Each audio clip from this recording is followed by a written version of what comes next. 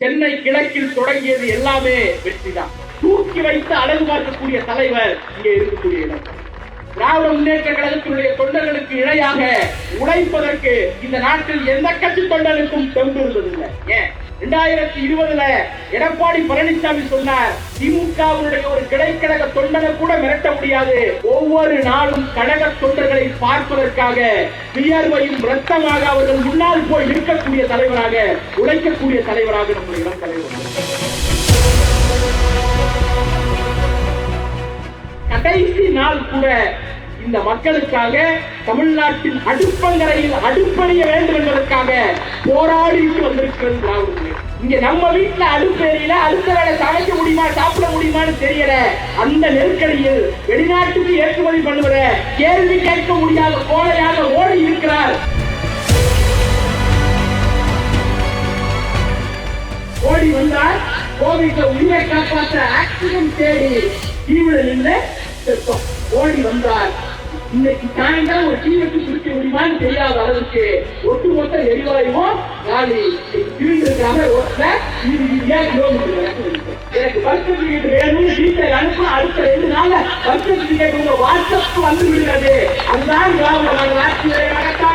பறைக்கு சாட்டையால் அடிச்சு ஆடக்கூடிய அந்த கலைப்பூச்சி பின்புலத்திலிருந்து வந்தவங்க. நாங்க யாசனம் பெற்று வாழ்ந்திருக்கிறேன். அந்த அக்கா கண்ணீரோட சொல்லும் பொழுது இந்த கண்ணீரை மகிழ்ச்சியாக மாற்றி இன்னைக்கு நான் ஒரு ஜிம்னாஸ்டிக் வீராங்கனை நிகழ்த்தி காட்டியவர் இங்கே இருக்கக்கூடிய ஸ்போர்ட்ஸ் மினிஸ்டர், இங்கே இருக்கக்கூடிய டெபுட்டி சிஎம் என்ற அக்கா சொன்னாங்கல்ல, போய் கையேந்தி நின்றுருக்கேன். அந்த அளவுக்கு இருந்த என்ன இன்னைக்கு இங்க கொண்டு வந்திருக்குன்னா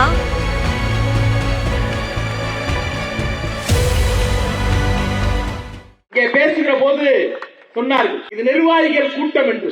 தேர்தல் தேதி அறிவித்த அடுத்த 1 மணி நேரத்தில் நிர்வாகிகள் கூட்டத்தை கூட்ட முடியும் என்றால் அது நிர்வாகிகள் கூட்டம் அல்ல, வெற்றி திருவிழாவுக்கான முதல் படி.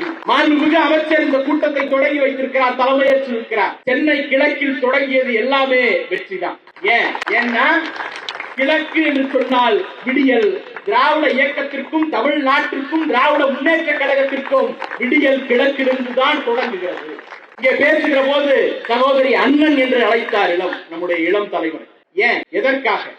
இங்க இருக்கிற ஒவ்வொருவருக்கு பின்னாலும் ஒரு சாதி இருக்கிறது, ஒவ்வொருவருக்கு பின்னாலும் ஒரு மதம் இருக்கிறது, ஒவ்வொருவருக்கு பின்னாலும் ஒரு பொருளாதார பலம் இருக்கிறது. எனக்கு பின்னால் சாதி பார்க்காமல், மதம் பார்க்காமல், என்ன பொருளாதார பின்புலத்திலிருந்து வந்தோம் என்று பார்க்காமல் இந்த இயக்கத்தின் தொண்டனா என்கிற அடையாளத்தை மட்டும் பார்த்து தூக்கி வைத்து அழகு பார்க்கக்கூடிய தலைவர் இங்கே இருக்கக்கூடிய இடம்.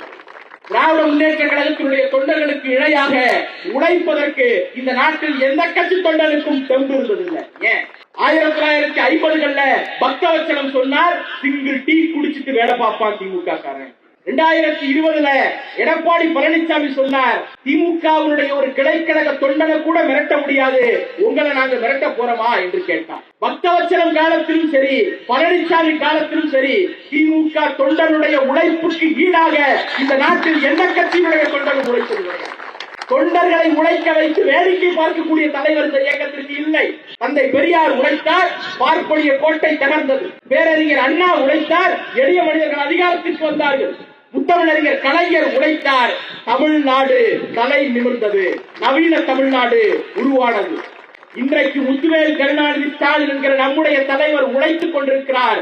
மோடியால், அமித்ஷாவால் வீழ்த்த முடியாத நம்பர் 1 மாநிலமாக தமிழ்நாடு உயர்ந்திருக்கிறது. இதோ அடுத்த இளம் தலைவர்.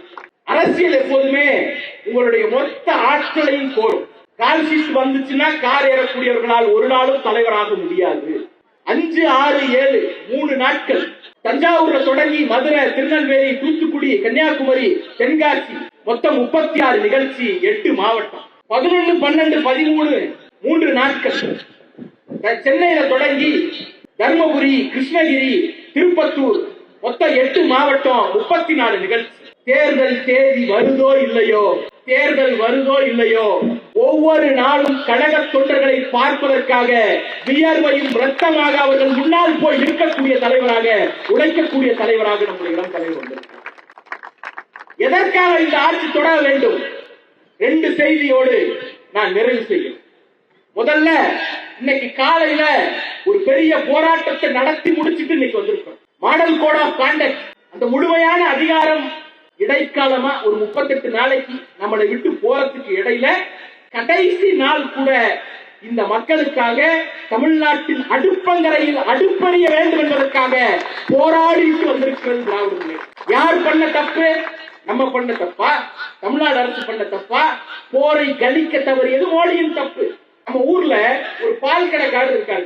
இந்த பால் கடைக்காரரு காலையில 2 லாரி பால் லோடு வந்து இறங்குது.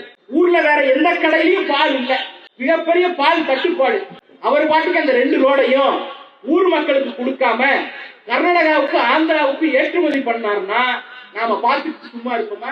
மாட்டோம்லக்கா. ரஷ்யாவில இருந்து எண்ணெயை வாங்கி பெட்ரோல், டீசல், எல்பிஜி எல்லாம் உற்பத்தி பண்ணி மோடியினுடைய நண்பர் ரிலையன்ஸ் கம்பெனி வெளிநாடுகளுக்கு ஏற்றுமதி பண்ணுது. இங்க நம்ம வீட்டுல அடுப்பு எரியல, அடுத்த வேலை சமைக்க முடியுமா, சாப்பிட முடியுமான்னு தெரியல. அந்த நெருக்கடியில் வெளிநாட்டுக்கு ஏற்றுமதி பண்ணுவத கேள்வி கேட்க முடியாத கோழையாக மோடி இருக்கிறார். கேள்வி கேட்க துணிச்சல் உள்ள தலைவராக நம்முடைய தலைவர். அதனால் இன்னைக்கு போராட்டம் நடக்கிறது.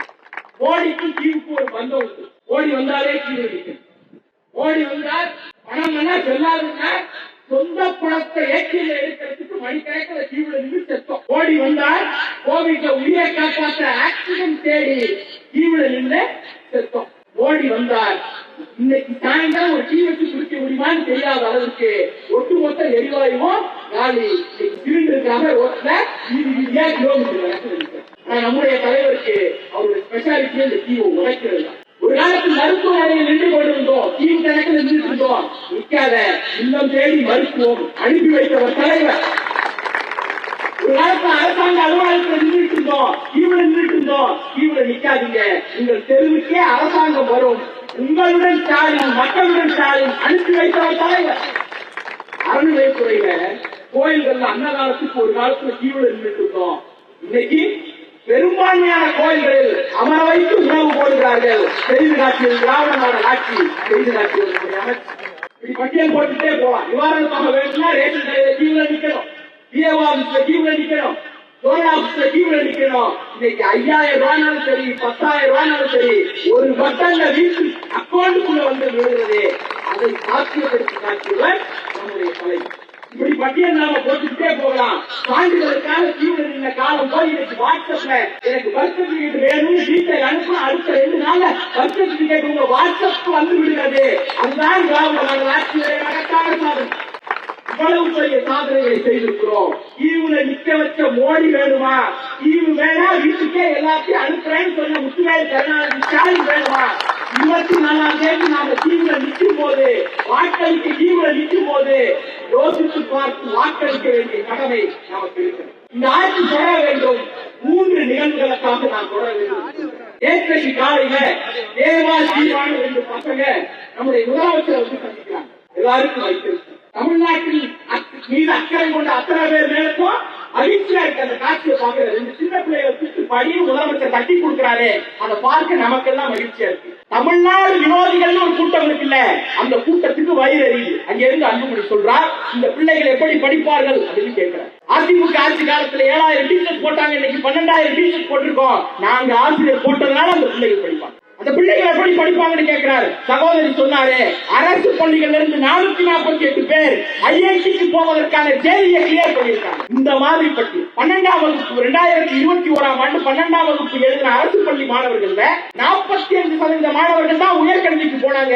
இன்னைக்கு 2025 5ஆண்டு கால திராவிட மாடல் ஆட்சியினுடைய முடிவில் 75% அரசு பள்ளி மாணவர்கள் உயர்கல்விக்கு போறாங்க. ஏன் எடப்பாடி பழனிசாமி காலத்துல நம்ம வீட்டு பிள்ளைகளுக்கு தகுதி இல்லாம இருந்துச்சா, திறமை இல்லாம இருந்துச்சா, அறிவு இல்லாம இருந்துச்சா, பொட்டன்ஷியல் இல்லாம இருந்துச்சா? அன்னைக்கு பிள்ளைகளுக்கு எல்லாம் இருந்துச்சு. அந்த திறமையை, அறிவை, திறனை வெளிக்கொண்டு வருவதற்கு ஒரு அரசாங்கம் இல்லை. இன்றைக்கு முத்துவேல் கருணாநிதி ஸ்டாலின் அவர்களின் திராவிட மாடல் அரசு இருக்கிறது, வெளியே வந்தாங்க. இந்த பிள்ளைகள் படிக்கணும்னா திராவிட மாடல் அரசு தொடரும். இங்க பேசுகிற போது எல்லாரும் சொன்னாங்க குடமுழுக்கு பத்தி. 2021 வரைக்கும் 5 ஆண்டு காலத்துல அதிமுக ஆட்சி காலத்துல பண்ண கோயில் குடமுழுக்கு 2762. அதே 5 வருடத்தில் திராவிட முன்னேற்ற கழக அரசில் செய்த குடமுழுக்கு 4180. அவங்க காலத்துல செலவு பண்ண தொகை 344 கோடி. இன்னைக்கு 8100 கோடி ரூபாய் கோயிலுக்கு செலவு. உடனே சங்கிகள் சொல்லுவான், என்ன சொல்லுவான்? புறவலர்கள் கொடுத்த நிதி பாதி புறவலர்கள் கொடுத்தாங்க, பாதி அரசாங்கம் செஞ்சுச்சு. அது அல்ல செய்தி. இதே புறவலர்கள் அதிமுக காலத்துல ஏன் கொடுக்கல? அதிமுக காரன் கையில போன அந்த பணம் கோயிலுக்கு செலவழிக்கப்பட மாட்டாதுன்னு அவங்களுக்கு தெரியும். திராவிட முன்னேற்ற கழகம் அரசு வந்ததால் ஒரு நம்பிக்கை வந்தது.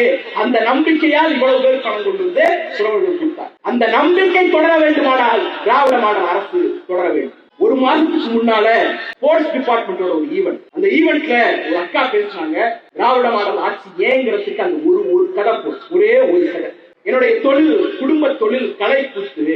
பஸ் ஸ்டாண்டு பக்கத்துல மக்கள் கூடியிருக்கிற இடத்துல 2 கம்ப ஊடி குறுக்க கயிறு கட்டி அது மேல பறையை சுத்திட்டு சாட்டையால அடிச்சுட்டு ஆடக்கூடிய அந்த கலை கூத்து பின்புலத்திலிருந்து வந்தவங்க நாங்க. நானும் அந்த தொழிலில் ஈடுபட்டிருக்கிறேன், அந்த கலையில் ஈடுபட்டிருக்கிறேன், யாசகப்பட்டு வாழ்ந்திருக்கிறேன். அந்த அக்கா கண்ணீரோட சொல்லும் பொழுது அந்த கண்ணீர் கண்ணீராகவே இருந்துச்சுன்னா அது அதிமுக ஆட்சி. அந்த கண்ணீரை மகிழ்ச்சியாக மாற்றி இன்னைக்கு நான் ஒரு ஜிம்னாஸ்டிக் வீராங்கனை நிகழ்த்தி காட்டியவர் இங்க இருக்கக்கூடிய ஸ்போர்ட்ஸ் மினிஸ்டர், இங்க இருக்கக்கூடிய டெபுட்டி சிஎம் என்ற அந்த அக்கா சொன்னாங்கல்ல, திராவிட மாடல் ஆட்சி என்ன செய்யுங்கிறதுக்கு அது ஒன்றுதான் சாட்சி. இப்படி எளிய மனிதர்களில் நம்முடைய பிள்ளைகளின் கல்வி தொடர நாம் ஆதரிக்க வேண்டிய சின்னம் தான் உதயசூரியன். நம்முடைய பிள்ளைகளின் வாழ்க்கை நல்வாழ்க்கை தொடர நாம் ஆதரிக்க வேண்டிய சின்னம் தான் உதயசூரியன். விழிப்பு நிலையில் இருக்கக்கூடிய மக்கள் அதிகாரத்திற்கு வர வேண்டும் என்றால் நாம் ஆதரிக்க வேண்டிய சின்னம் தான் உதயசூரியன். இந்த தேர்தல் ரொம்ப சிரமமெல்லாம் இல்லை. இந்த தேர்தலுடைய முடிவை 10 நாளைக்கு முன்னாடி திண்டுக்கல் சீனிவாசன் அதிமுகவுடைய மூத்த தலைவர் சொன்னார். திண்டுக்கல்ல 10 பேர் நின்றுட்டு இருக்கும்போது, என்ன மனுஷன் நீ வேற என்ன, திண்டுக்கல்ல 10 பேர் நின்றுட்டு இருக்கக்கூடிய இடத்துல போயிட்டு அக்கா, அம்மா, தாயே அப்படின்னு அவர் சொன்னாரு, மோடி முகத்தை பார்த்துட்டு எங்களுக்கு ஓட்டு போடாம விட்டுறாதீங்கம்மா,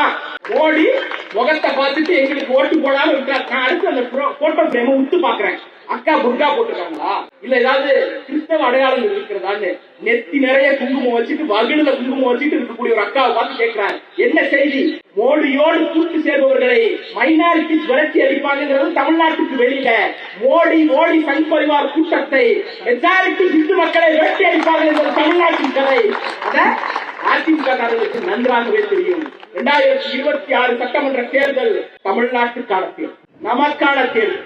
திராவிட முன்னேற்ற கழகம் வரலாற்றில் இரண்டாவது முறையாக வெற்றி பெற்றது என்கிற வரலாற்றை நாம் எழுத போகிற தேர்தல். 2000 ஆண்டு கால ஆரிய திராவிட யுத்தத்திற்கு முடிவுரை எழுத போகிற தேர்தல் இந்த தேர்தல்.